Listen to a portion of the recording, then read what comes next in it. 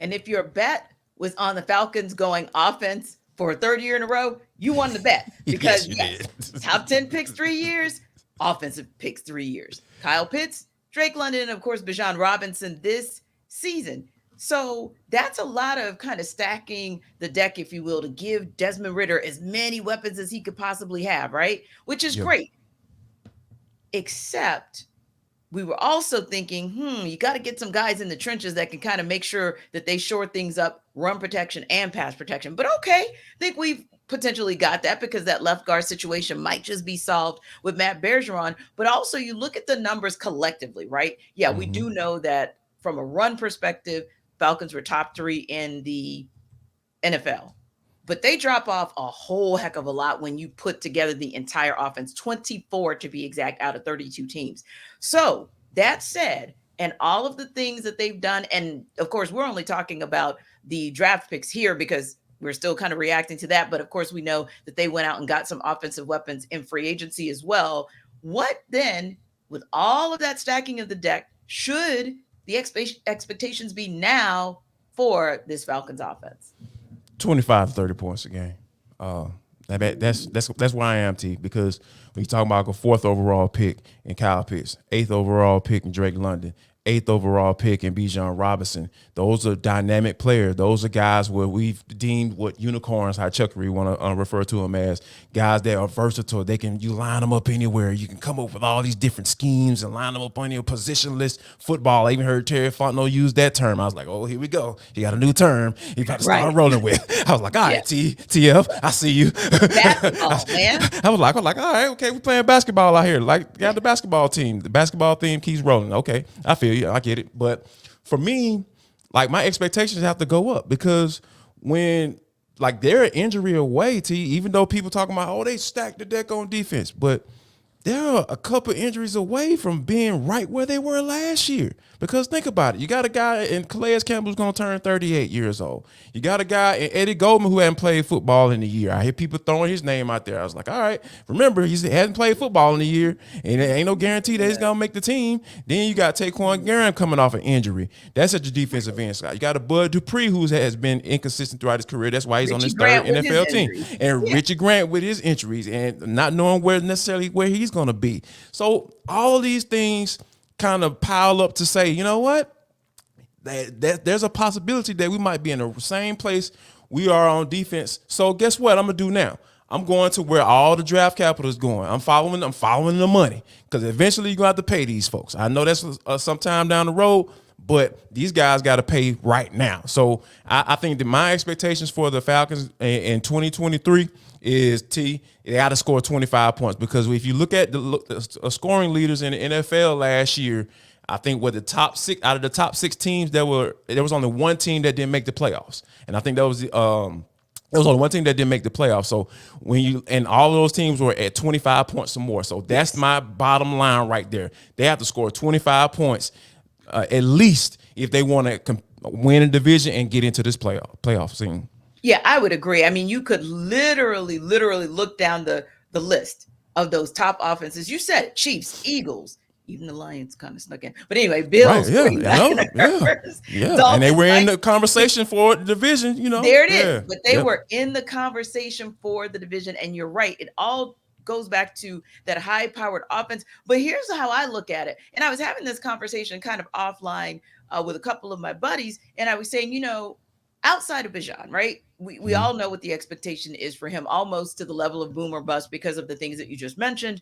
But I start looking at what the potential is for the other rookies in this class and who Yeah. has to really step up and have a big impact in this rookie class in year one. Now, if you want the Falcons to get out of sort of the dungeon of offense across the entire league, the way you're going to do that is for a Matt Bergeron to step up and Ooh, immediately step yes. in and take over at left guard and have an impact and help this offensive line. We know they're good in the trenches. Yeah. They were solid. And as we've always given Caleb McGarry a whole lot of credit for his run protection, now it's time to show that you've got the guns in place to be able to pass protect the way that we get on every down, no matter what. I don't care if it is run or pass, you're still going to get the same output, the same output, the same output from Chris Lindstrom. But for me, it's Matt Bergeron, because I do believe that offensive line is going to have to show up big time in order for you to not only take advantage of the weapons like Drake London, who are in place, and Kyle Pitts, but if you talk about the versatility of Bijan Robinson and being able to line him up anywhere on the field as well in the passing game, Bergeron's going to have to do some work. Yeah, I think that's when you think about the rookie that probably has the most pressure, because let's keep it real, let's keep it funky. You know how we do on this show. Bijan, like, all he has to do is just be a piece.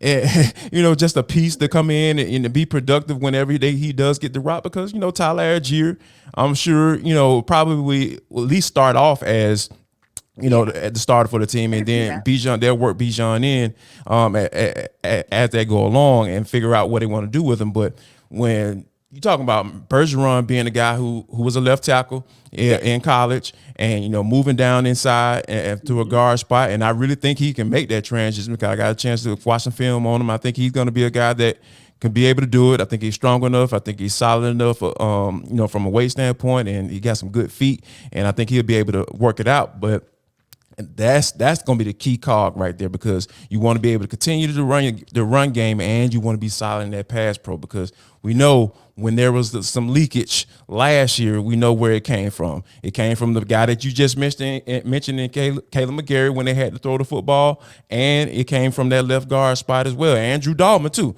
So he's going to have to upgrade as well. So I think that how quickly Bergeron is able to make that transition from tackle to guard, from the college, making a leap from college to the NFL, is going to determine whether or not the Falcons be able to sustain themselves in the run game and try to improve throwing the ball as well when they have to.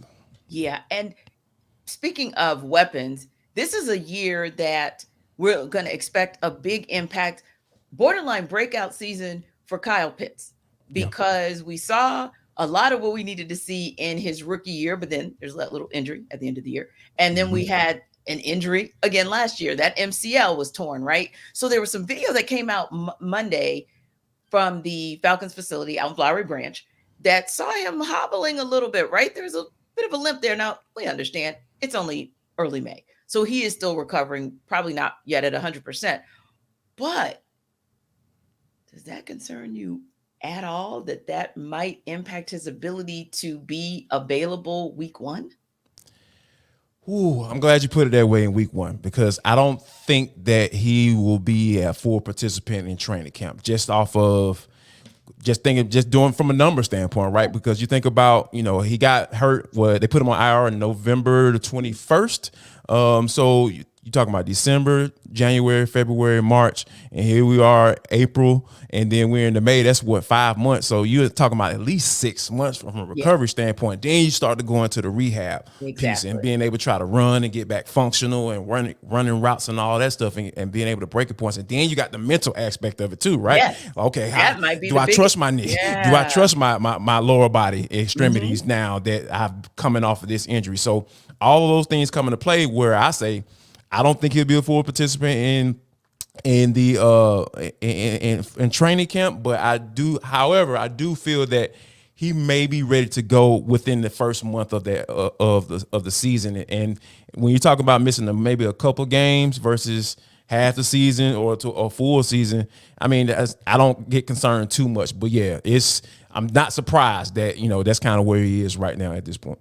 And you have two other key points there. One is you do have Jonnu Smith. You've got Parker Hesse. So you've got some backup. That's why it makes sense. That's why the room is as strong as it's been. That's number one. And number two, we're about a week away from getting the full complimentary schedule to know exactly who the Falcons play and where they're going to be home and when they're going to be away. So that could be critical as well. What do those first 2, 3, 4 games look like? Are they against opponents that are going to be expected to score a lot, and then you have to kind of keep up with that? Or are they going to be opponents where it's like, okay, we got enough weapons to be able to get through these first couple of weeks and not rush KP back? So we'll continue to kind of monitor that situation. But I agree with you. I think that he is probably on pace, maybe not ahead of pace, but on pace for where he should be with a torn MCL that took him out and put him on IR last November. So every day, we're sure you have something to say as well. We are sure that above and beyond Bijan Robinson, you guys have a rookie whom you think will impact this team the most.